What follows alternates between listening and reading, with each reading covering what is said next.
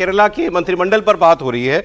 मुस्लिम league को अच्छा खासा रिप्रेजेंटेशन मिला है, 20% मंत्री मुस्लिम लीग के ही हैं उसमें। और वही हम लोग बात कर रहे थे, मुख्यमंत्री को मिला के 21 मंत्री अगर है तो बराबर बराबर बराबर 7 हिंदू, क्रिश्चियन, ईसाई ये बनाए गए। उचित? हिंदू तो एक कम ही गया है ना, हिंदू तो 6 ही है ना। अब मुख्यमंत्री भी है, मिला लीजिए तो 7 मुख्यमंत्री भी है ना। नहीं, सही दिशा में जा रहा है। अब आप ये सोचिए कि जब कांग्रेस पार्टी को मुस्लिम लीगी अब बोलने लगे हैं तो कोई गलत तो थोड़े बोलने लगे हैं। केरला में आने वाले दिनों में ये देखना पड़ेगा कि क्रिश्चियन एजेंडा कितना जा रहा है। और इसमें मुझे लगता है कि कांग्रेस पार्टी ईसाइयों को भी ठीक से साधने की कोशिश कर रही है मुसलमानों के साथ, ताकि ये पूरा कॉम्बिनेशन बना रहे। ईसाई पूरी तरीके से कांग्रेस पार्टी के साथ जाते थे, मुस्लिम लीग पूरी का मुसलमानों का वोट कांग्रेस पार्टी के साथ गया है, इसलिए स्वाभाविक है कि इस प्रकार का रिप्रेजेंटेशन वहाँ हो।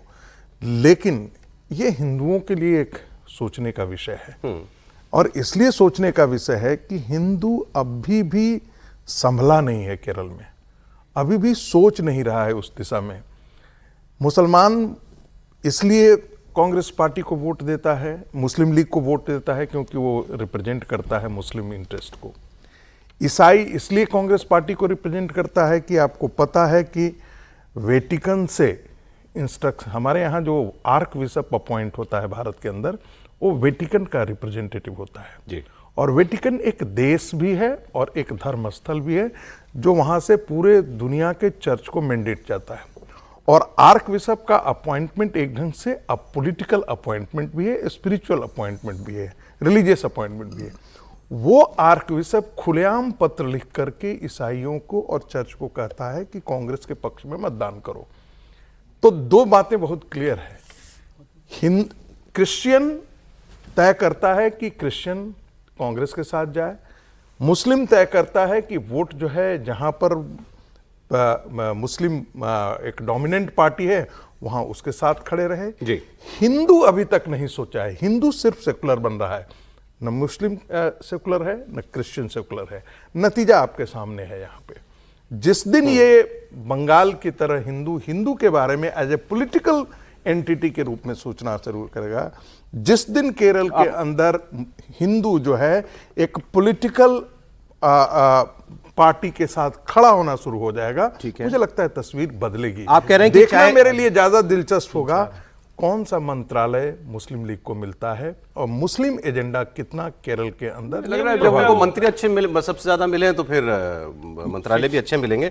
लेकिन अभी आप क्योंकि आपने ये बात शुरू की ईसाई वर्ग से, ठीक कि, और इसमें भी अगर आप देखिए आबादी है 54%, 55% हिंदू, 26% मुसलमान केरल की पूरी, और क्रिश्चियन आबादी है लगभग 18.5%, उससे थोड़ी ही कम, और मंत्री हैं सारे बराबर।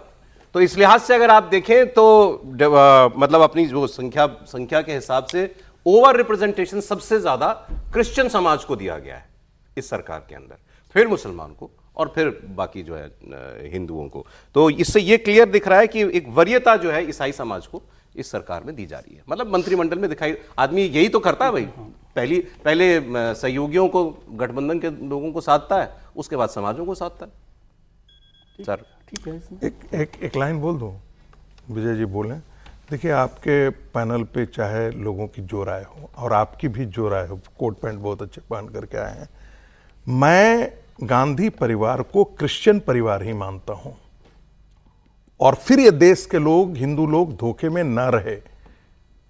मैं फिर बार बार इस देश के हिंदुओं को एक प्रकार से आह्वान कर रहा हूं कि इसके बारे में सोचे, कांग्रेस के इस गांधी परिवार से जोड़ने का। अब मुझे लग रहा है विजय जी जरूर बोलेंगे। नहीं, आह्वान वैसे तो मेरे ख्याल से ये मंच नहीं है कि किसी को आह्वान करो, आप अपनी बात रख सकते हो, आपने इजाजत दी है तो ठीक है।